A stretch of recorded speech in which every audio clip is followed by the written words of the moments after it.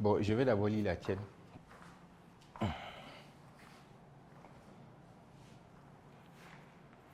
Bon, lorsque tu parles de calendrier éditorial, de quoi s'agit-il concrètement? Un calendrier éditorial est un outil de planification qui organise et programme les contenus à publier sur vos plateformes de médias sociaux. Il s'agit d'une feuille de route détaillée qui vous aide à maintenir la cohérence, à gérer votre temps de manière efficace, à atteindre vos objectifs de communication. Concrètement, un calendrier éditorial inclut généralement les éléments suivants: date et horaire de publication.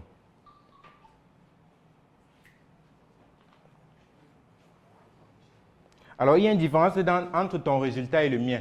Parce que moi, je lui ai demandé, j'ai fait la même requête, mais par la suite, je lui ai dit de me donner des exemples concrets. Et vu qu'au début, voilà où c'est magique, parce qu'il a la mémoire. Au début, on lui a fait comprendre que notre entreprise fait dans les services de soins de peau et de beauté. Alors, lorsqu'il lui a demandé des exemples concrets, il dit, lundi, tu peux donner des conseils de beauté de la semaine. Donc, le lundi, tu peux donner une... Et il a précisé image. Par la suite, on va apprendre à générer les images. Bon, ça, c'est verrouillé. Je devais lire le calendrier éditorial qu'il propose. C'est pas grave. Donc, ce qu'il fait, c'est journée par journée, il vous dit exactement ce que vous devez faire. Lundi, tu dois. Et jusque-là, si ça ne te plaît pas, tu lui dis. Quand tu dis conseil, il s'agit de quel conseil exactement? Tu parles de quoi? Quels sont les types de conseils qu'il peut donner? Quels sont les conseils qui marchent le plus? Tu précises et il te donne un résultat. Je pense que ça fait beaucoup d'économies de savoir utiliser ça. Parce que les consultations marketing, c'est pas trop moins cher. Alors, on va faire quelque chose. Est-ce qu'il y a les initiés en psychologie ici? Qui a une idée de ce que c'est qu'un biais cognitif? Qui a une idée? Bon, demandez, ChatGPT, là on réfléchit encore. Demandez, qu'est-ce qu'un biais cognitif? Vous pouvez prompter. Donc, ce qui se passe, c'est que quelqu'un qui passe sa vie à utiliser ChatGPT peut devenir abruti. Je répète. Quelqu'un qui passe sa vie à utiliser ChatGPT peut devenir abruti. Mais quelqu'un qui utilise ChatGPT pour faire un travail précis, concis, comme ce qu'on est en train de faire, peut gagner énormément de temps et avoir de meilleurs résultats. Je suis persuadé que si on vous demandait à chacun de vous, on vous donnait même 30 000, qu'aller faire un audit, les résultats ne devaient pas être pointus comme ce qu'on vient d'avoir, ou alors les différents points que vous devez aborder ne devaient pas être précis comme les différents points que ChatGPT a proposés. À part si vous allez lire les livres de marketing.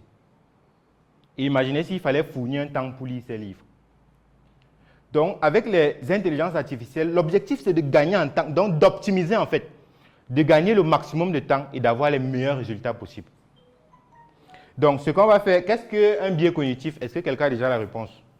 C'est demander qu'est-ce qu'un biais cognitif?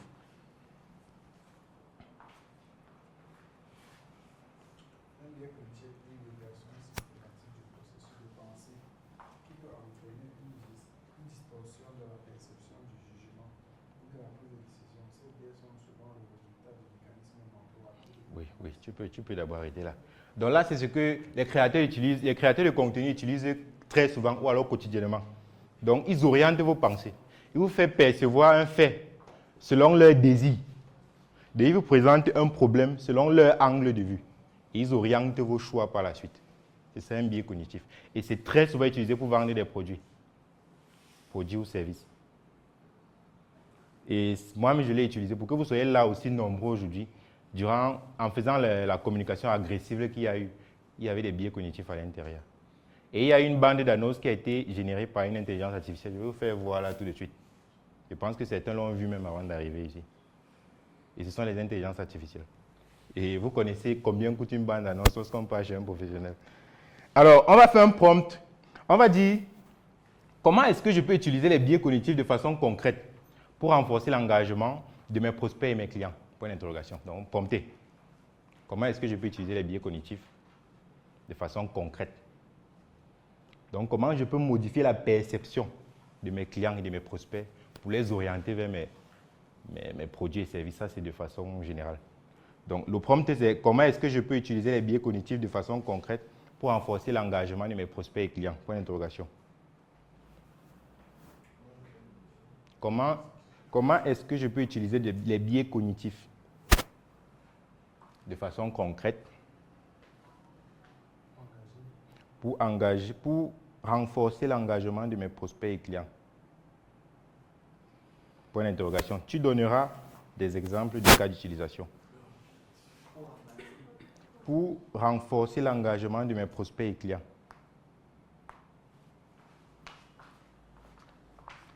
Pour renforcer l'engagement de mes prospects et clients.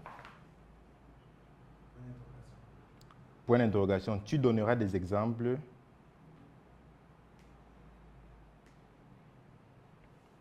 Tu donneras des exemples de cas d'utilisation. Pour ceux qui suivent la vidéo de la formation, je vous recommande à chaque fois qu'il y a un exercice pratique de mettre pause. Donc de mettre pause à chaque fois et de visiter le support par la suite. Regardez les différents prompts qui y sont utilisés et puis faire les exercices qui sont à l'intérieur.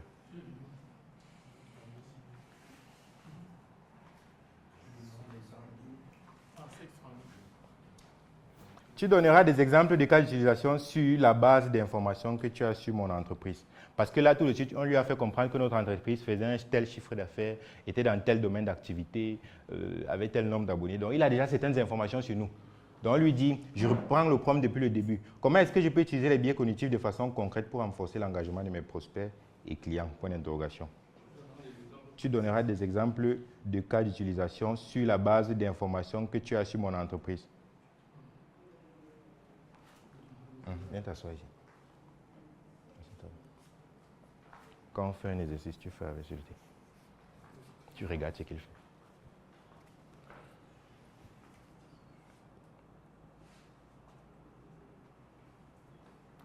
Donc la suite, c'est tu donneras des exemples de cas d'utilisation sur la base d'informations que tu as sur mon entreprise.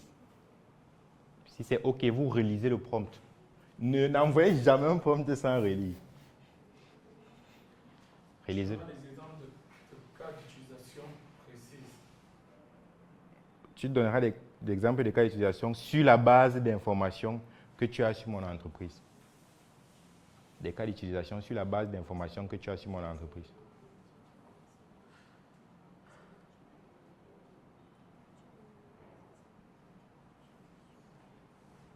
D'informations que tu as sur mon entreprise. Et puis si c'est OK, vous validez. Si quelqu'un a déjà la réponse, je peux venir. Le point d'interrogation, c'est quand tu dis prospect et client, point d'interrogation. Mais la suite, là, tu mets juste le point. Puisque c'est juste une information que tu lui passes. Si c'est OK, vous validez. Tu as déjà une réponse. Non, je ne connais pas l'entreprise depuis le départ. C'est toi, votre... C'est vrai. Qui a déjà une réponse? La réponse encore est pas.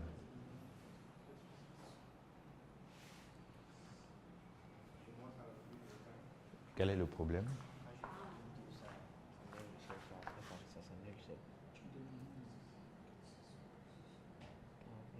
Ça a déjà donné la réponse. Bon, donne, je peux lire. OK. Oh, on va lire sa réponse. C'est OK chez tout le monde. Quelqu'un a des difficultés? L'utilisation des biais cognitifs de manière éthique et transparente peut aider à renforcer l'engagement de vos prospects. Est-ce que vous comprenez ce qu'il est en train de dire? Il dit l'utilisation des biais cognitifs de façon éthique et transparente. Dans la définition qu'il a donnée des biais cognitifs, il a fait comprendre que c'est une sorte de manipulation. Donc on oriente la pensée de quelqu'un. Mais le modèle de langage vous précise qu'il faut utiliser de façon éthique. Donc ce que vous devez comprendre, c'est que les modèles de langage ont été programmés pour que vous ne puissiez pas avoir toutes les réponses que vous voulez. Si tu lui parles de quelque chose qui est violent, il va refuser de te répondre. Et les biais cognitifs ont fait des choses extraordinaires avec en ligne. C'est pour ça qu'il commence par dire éthique. Il utilise le mot éthique.